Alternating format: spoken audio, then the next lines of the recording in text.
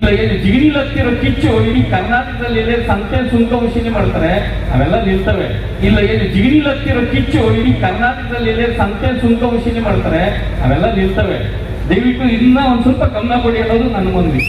ಒಬ್ಬೊಬ್ರು 1, 2, 3, 4, 5, 6 ಇನ್ನಿಬ್ರು ಹೊರಟೋದ್ರು. 8 ಜನ ಇದ್ರು. 8 ಜನ ಒಂದೊಂದು ಒಬ್ಬೊಬ್ಬ ನಾಯಕನಿಂದ 1,000 ಜನ ಇದ್ದಂಗೆ 8,000 ಜನ ಈ ವೇದಿಕೆ ಮೇಲೆ ಅವರೇ ಅಲ್ವಾ? ನಿಮ್ಗೇನಾದ್ರು ಅನ್ಯಾಯ ಆದ್ರೆ ಬಿಡ್ತಾರಾ?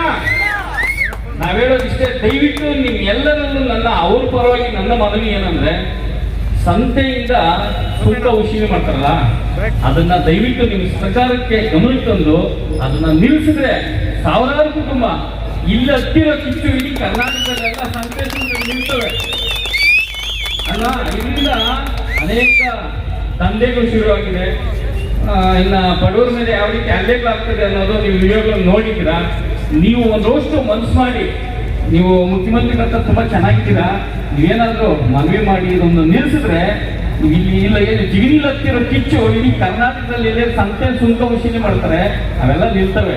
ದಯವಿಟ್ಟು ಇನ್ನ ಒಂದ್ ಸ್ವಲ್ಪ ಗಮನ ಕೊಡಿ ಅನ್ನೋದು ನನ್ನ ಮನವಿ. ಧನ್ಯವಾದಗಳು. ನಮ್ಮ ಗೆಳೆಯ ಗಣೇಶ್ ಅವರು ಹೇಳಿದಂಗೆ, ನೀವು ಏನು ಸಂಘ ಓಪನ್ ಮಾಡಿದ್ದೀರಾ ಅದೊಂದು ಲೆಟ್ರ್ ಬರ್ಸ್ಕೊಂಡು ಆ ಲೆಟ್ರಲ್ಲಿ KGB ಒಂದು ಲೆಟ್ರ್ ಕೊಡಿ. KGB ನಮ್ಮ ಮಮತಾ ಮೇಡಮ್ ಅಂತಿದ್ದಾರೆ, ಭಾಳ ಚೆನ್ನಾಗಿದ್ದಾರೆ ನನ್ನ ಹತ್ರ. ಅವ್ರಿಗೊಂದು ಲೆಟ್ರ್ ಕೊಟ್ಟು ಇಲ್ಲಿ ಯಾವುದೇ ಕಾರಣಕ್ಕೂ ಯಾರು ಇಲ್ಲಿ ಸುಂಕ ವಸೂಲಿ ಮಾಡೋಕ್ಕೆ ಬರಬಾರ್ದಂತ KGBಯಿಂದಲೇ ಒಂದು ಡೈರೆಕ್ಷನ್ ತಗೊಳ್ತೀನಿ. ಅದಕ್ಕೆ ನಾನೇ ಮುಂದಾಳತ್ವ ತಗೊಂಡು ಎಲ್ಲರೂ ಕರ್ಕೊಂಡೋಗಿ ಮೇಡಮ್ ಅಂತ ಹೇಳಿ ಅದನ್ನು ಮಾಡೋಣ. ಅದೊಂದು ಶಾಶ್ವತವಾದಂಥ ಕೆಲಸ. ಅದಕ್ಕೆ ಬೇಕಾದಂಥ ನಮ್ಮ ಶಿವಣ್ಣವರು, DK ಸುರೇಶ್ ಅಣ್ಣವರು ಅವರೆಲ್ಲ ಸಪೋರ್ಟ್ ನಮ್ಗೆ ಇರ್ತಾರಂತ ಈ ಸಂದರ್ಭದಲ್ಲಿ ಹೇಳ್ತೀನಿ. ಇನ್ನೊಂದು ತಾಲೂಕು ಆಫೀಸ್ಗೂ ಕೊಡೋಣ. ಮಾನ್ಯ ತಹಸೀಲ್ದಾರ್ ಯಾರೇ ನಮ್ಮ ತಹಸೀಲ್ದಾರ್ ಇದ್ದಾರೆ, ಶಿಶಿರಾರ್ ಮಾಡಿಯವ್ರ ಸಾಹೇಬರು, ಅವರು ಒಳ್ಳೆಯವರಿದ್ದಾರೆ. ಯಾಕಂದ್ರೆ ಅವರು ಬಡವ್ರ ಪರವಾದಂಥ ಒಳ್ಳೆ ಕೆಲಸಗಳ ಸ್ಪಂದಿಸ್ತಾರೆ ಅಂತ ಹೇಳ್ತೀನಿ. ಅವ್ರಿಗೊಂದು ಚೀಫ್ ಆಫೀಸರ್ಗೊಂದು KGB ಅಧಿಕಾರಿಗಳಿಗೊಂದು ಕೊಟ್ಟು ಇದು ಶಾಶ್ವತ ಪರಿಹಾರ ಮಾಡಲಿಕ್ಕೆ 100% ನಾವೆಲ್ಲ ಜೊತೆಯಲ್ಲಿರ್ತೀವಿ. ಈಗ ಈ ಸಂತೆ ಸುಂಕ ವಸೂಲಿ ಮಾಡುವಾಗ ಅನೇಕ ಅಡೆತಡೆಗಳು ಆ ಒಂದು ಸುದ್ದಿ ಮಾಡಬೇಕಾದ್ರೆ ನನಗೆ ಬಹಳಷ್ಟು ಸಹಕಾರ ಕೊಟ್ಟಿದ್ದು ನಮ್ಮ ದಿಲೀಪ್. ಗೊತ್ತಿಲ್ಲ ನನಗೆ.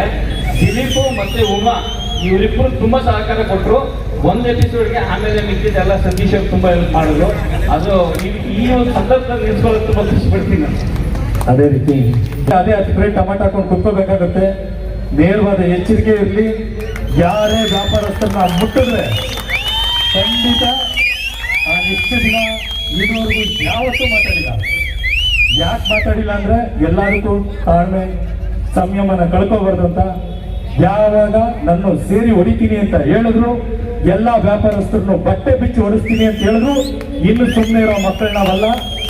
ನೀವು ಇವತ್ತು ಪುರಸಭೆ ಅಧಿಕಾರಿಗಳ ಕಳಿಸ್ತೀರ. ಭಾನುವಾರ ರಜಾ ದಿನ, ಬೇರೆ ದಿನನೇ ಆಫೀಸಲ್ಲಿ 10 ಗಂಟೆ 11 ಗಂಟೆ ಆದ್ರೂ ಒಬ್ರು ಕಾಣಿಸಲ್ಲ. ಇವತ್ತು 5 ಜನ ಆಧಾರ್ ಕಾರ್ಡ್ ಹೇಳಿ, ಫೋನ್ ನಂಬರ್ ಹೇಳಿ, ನೀವು ಯಾವ ಊರು, ನಿಮ್ಗೆ ಶಾಶ್ವತವಾಗಿ ಜಾಗ ಕೊಡ್ತೀನಿ ಅಂತ ಹೇಳ್ತೀರಲ್ಲ ಸ್ವಾಮಿ.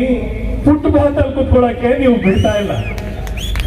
ನೀವು ನಮ್ಗೆ 8 ಎಕರೆ 10 ಎಕರೆ ಜಾಗ, ಅದು ಜಿಗಣಿನಲ್ಲಿ ತೆಗೆದು ನಮಗೆ ಅಂಗಡಿ ಕೊಡ್ತೀರಾ. ಇದನ್ನ ನಾವು ನಂಬೇಕಾ? ಕಾರ್ಯಕ್ರಮ ಆಗ್ತಾ ಇರೋದನ್ನ ತಡ್ಕೊಳಕ್ಕಾಗದೆ ಕೆಲವು ನಾಯಕರು ಅವ್ರನ್ನ ಎತ್ಬಿಟ್ಟಿದ್ದೀರಾ. ಮುಂದಿನ ದಿನದಲ್ಲಿ ಅವ್ರಿಗೂ ಉಗ್ರ ಹೋರಾಟ ಇದೆ. ಜಿಗಣಿಗೆ ಎತ್ತಂಗಡಿ ಹಾಕ್ತಾರೆ. ನೀವು ಮನ್ಸಲ್ಲೂ ದಯಮಾಡಿ ಬಿಟ್ಬಿಡಿ. ಸಂತೆಯವರು ನೆಮ್ಮದಿ ಬದುಕೊಂಡು ಹೋಗ್ತಾ ಇದ್ದಾರೆ, ಅದಕ್ಕೆ ಬಿಟ್ಬಿಡಿ.